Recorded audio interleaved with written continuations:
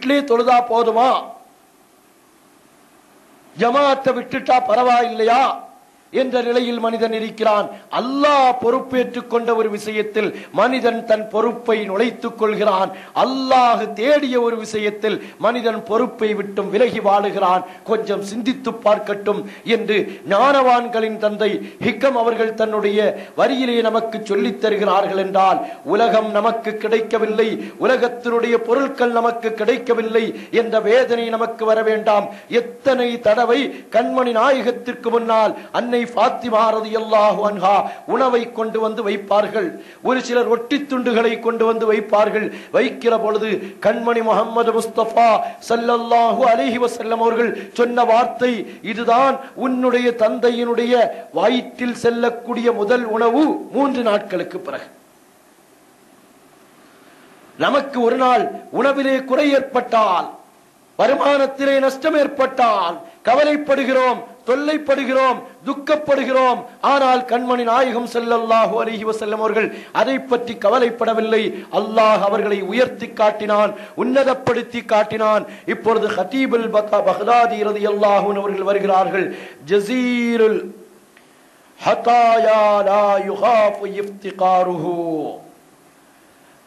ஜஸீல், ஜஸீல் என்றால் கசீர், கடுமையான கொடைகள், கடுமையாக கிடைக்க வேண்டிய பொருட்கள். லா யகாஃபு இஃப்திகாரஹு, அது தள்ளி போகும் என்று கண்மணி நாயகம் அவர்கள் பயப்படவில்லை. நாம் இப்பொழுது பயப்படுகிறோமே, நாம் முயற்சி செய்யலைன்னா அந்த வியாபாரத்தில் நஷ்டம் வந்துவிடும், நான் ஓடி போகவில்லை என்றால் எனக்கு கிடைப்பது கிடைக்காமல் ஆகிவிடும் என்பதை கண்மணி நாயகம் ஸல்லல்லாஹு அலைஹி வஸல்லம் அவர்கள் கவலைப்படப்பட்டவர்களாக ஆகவே இல்லை, அதை பற்றி பயப்பட்டவர்களாக இருக்கவில்லை. இப்ப நாம எல்லாம் பேசாம வீட்டில் இருந்துருவோமா, வியாபாரம் செய்ய வேண்டாம், அல்லாஹ் பொறுப்பேற்றுக் கொண்டான், அவன் தருவான் என்று இருந்து விடுவோமா? அப்படியும் மார்க்கம் சொல்லவில்லை. வியாபாரம் செய்யுங்கள், வியாபாரத்தின் மீது நம்பிக்கை வைக்காதீர்கள். தொழில் செய்யுங்கள், தொழிலின் மீது நம்பிக்கை வைக்காதீர்கள். பொருள் வீட்டுக்கு வேண்டும் என்று நினையுங்கள், ஆனால் அந்த பொருள் தான் வாழ்க்கை, இல்லை என்றால் நான் இல்லை என்று நினைத்து விடாதீர்கள். அல்லாஹ் தருவான், நான் முயற்சி செய்வேன், ஆனால் எனக்காக வேண்டியுள்ள முயற்சியை நான் மேலும் அதிகப்படுத்துவேன் என்ற நிலை நமக்கு ஏற்பட வேண்டும். அருமையான சகோதரர்களே, நம்மை நாம் சிந்தித்து பார்க்க வேண்டும். இலைஹி குனூசுல் அர்லி, யார் தெரியுமா? கண்மணி நாயகம் இப்படி உலகத்தை வெறுத்தார்கள். சிலர் உலகத்தை வெறுப்பார்கள், சிலர் உலகத்தை விட்டும் ஓடுவார்கள். ஒன்றுமில்லாத காரணத்தினால் பிச்சை தோட்டை கையில் எடுத்துக்கொண்டு ஓடுவார்கள்.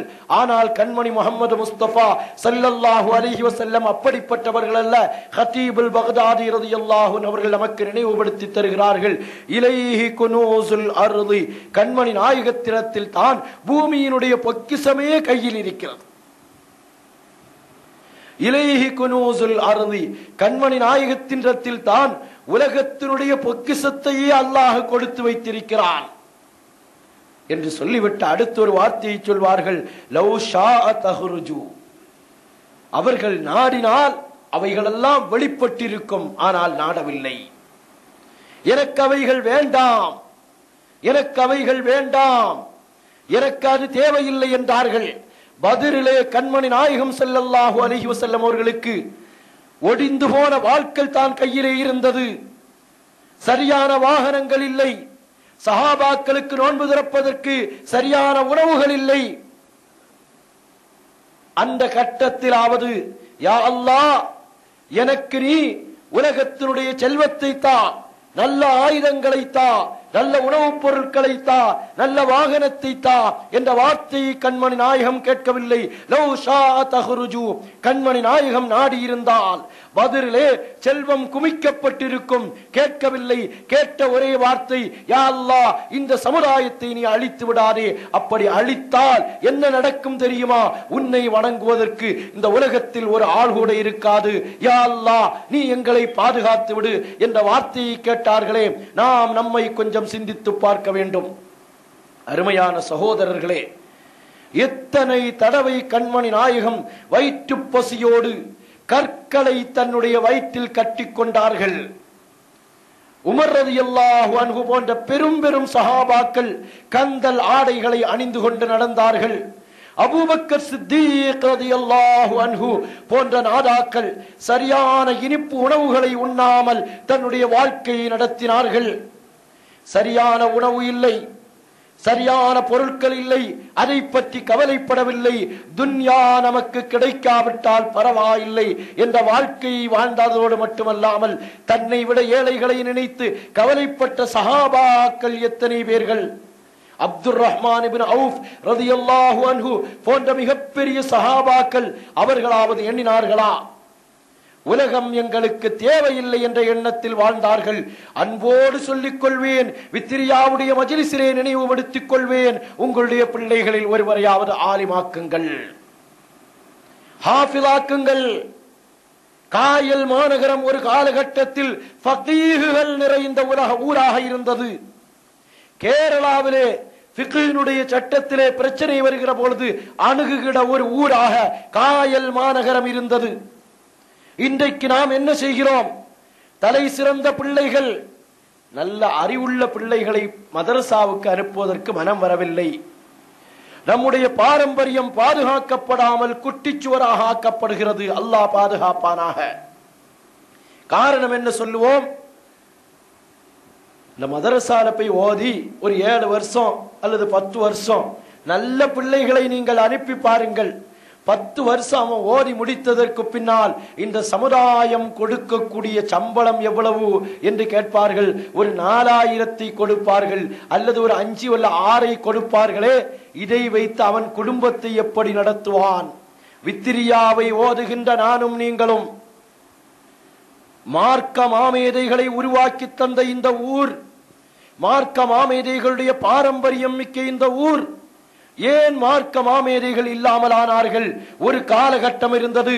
அல்லாஹ் தனக்கு தந்த பிள்ளைகளிலேயே அறிவு ஞானம் புத்தி கூர்மை உள்ள பிள்ளைகளை மதரசாவிற்கு அனுப்பி கல்வி கற்க வைத்த காலகட்டம் மாறி, படிக்கலையா அவன் வம்பு பண்ணுகிறானா, பள்ளியில தோல்வியை தழுவி விட்டானா, வேற வழியே தெரியவில்லையா என்று ஒதுக்குகிற காலகட்டம். அல்லாஹ் பாதுகாப்பானாக, அல்லாஹ் பாதுகாப்பானாக. துன்யாவை பெரிதாக நினைக்கிற காலகட்டம். எல்லோரும் சொல்வார்கள் மதரசாக்கள்ல பிள்ளை இல்ல, மதரசாக்கள்ல மதரசாவினுடைய பொறுப்பாளிகளை சொல்வார்கள் மதரசாக்கள்ல மாணவர்கள் இல்லை.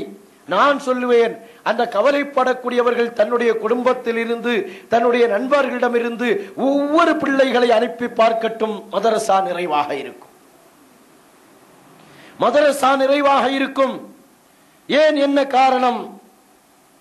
கண்மணி நாயகம் முஹம்மது முஸ்தபா ஸல்லல்லாஹு அலைஹி வஸல்லம் அவர்களுடைய அன்பு சஹாபாக்களில் ஒரு சஹாபியை பார்க்கிறோம். அபூ ஹுரைரா ரலியல்லாஹு அன்ஹு அவர்கள். உலகத்தை அவர்கள் நேசிக்கவில்லை. 5 வருட காலம், சுமார் 5 வருட காலம் இஸ்லாத்தை தழுவியதற்கு பின்னால் கண்மணி நாயகத்தோடு ஒட்டி உறவாடி வாழ்ந்தார்கள். வீட்டிற்கு செல்வதில்லை, சம்பாதிக்க செல்வதில்லை, எதையுமே செய்வதில்லை. கண்மணி நாயகத்தினுடைய அஸ்ஹாபு சுஃபா என்ற அந்த மதரசாவில் பாடம் பயின்றார்கள். 1400 வருடங்களுக்கு பின்னால் நாம சொல்லுகிறோம் அன் அபீ ஹுரைரா ரலியல்லாஹு அன்ஹு, அபூ ஹுரைரா ரலியல்லாஹு அன்ஹு இன்ன விஷயத்தை சொன்னார்கள் என்று நாம் நினைவுபடுத்திக் கொண்டிருக்கிறோம் என்றால், அருமையான சகோதரர்களே, இந்த நினைவை உங்களுக்கு இந்த புனிதமான வித்ரியா மஜ்லிஸிலிருந்து விட்டு செல்கிறேன். நம்முடைய மக்களில் ஒருவரையாவது நாம் ஆலிமாக்கி பார்க்க வேண்டாமா? அடுத்து வருவோம். அப்பா அவர்கள் அடுத்த பைத்திலேயே தொடர்வார்கள். அதற்குரிய முந்திய பைத்திலே சொல்வார்கள், இலல்லாஹி குல்லல் ஹாலி வஜ்ஜஹ வஜ்ஹஹு. நாம் முஹம்மது முஸ்தபா ஸல்லல்லாஹு அலைஹி வஸல்லம் அவர்களை அடிப்படையாக வைத்து பேசுவோம். அவர்களுடைய புகழ்பாக்கள் என்ற அடிப்படையாக வைத்து பேசுவோம். நான் பாவம் செய்து விட்டவன், என்னுடைய பாவத்திற்கு பரிகாரம் யார் தெரியுமா? என் கண்மணி நாயகம் என்றெல்லாம் நாம் பேசுவோம். ஒரு அடியிலே அப்பா அவர்கள் அந்த விஷயங்களின் அடிப்படையை உணர்த்த வருகிறார்கள். இலல்லாஹி குல்லல் ஹாலி வஜ்ஜஹ வஜ்ஹஹு. என் கண்மணி நாயகம் யார் தெரியுமா?